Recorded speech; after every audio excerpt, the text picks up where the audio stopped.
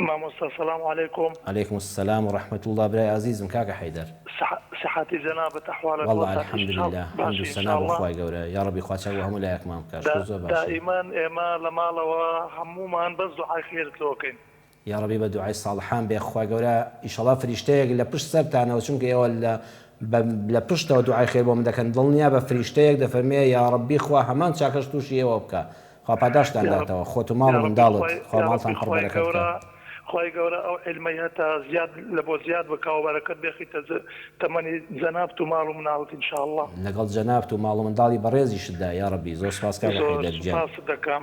سەلامەت یا رەبی مامۆستا وەڵام مامۆستا پرسیارێکمان هەبوو ئەگەر ئەزیەت نەبێ لەبارەی سوزدەی سەهوو یان خوێندنی ڕکعاتێک یان لە بیرکردنی لە نوێژدا بەڵێ جوانە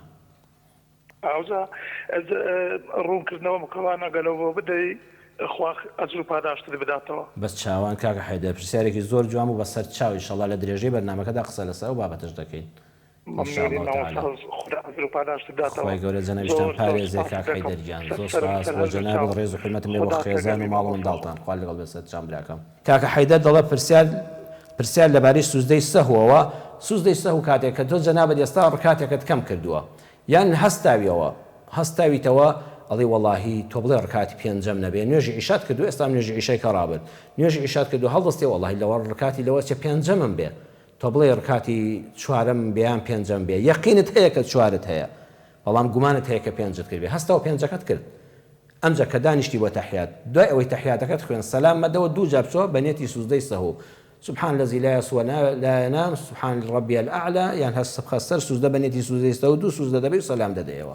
يعني جنابت لتحيات دانشتي بيرت كوتوا الله والله وابزام سيم ركعت بو دانشتم هستوا يقين دنيا كشواره هستوا قمانت هي سيان شواره هستوا بيك بشوار هستوا ركعتي تشكشبك ام جا يقينت هي كشواره كردو يقينت هي شواره كي تواوا بەڵام دیسان گومانت بۆ دروست بوو تۆ بڵێ پێنجەم ڕکاتم نەبێت لەم حاڵەتەشدا بەڕێزم بەیزنی خوای گەورە هەستا ڕکاتەکەی ترت کردەوە بوو بە چوار بەڵام گومان لە پێنجەکە هەیە پێش سەلامدانەوە دوای تەحیات پێش سەلامدانەوە دوو سوزدەی سەهو بەرە ئەوە شەیطان لوتی شکا یعنی نوێژەکە سەل لە نوێ دەست پێ مەکەوە سوزدەی سەهو ئەوەیە لوتی شەیطانی پێ بشکێنە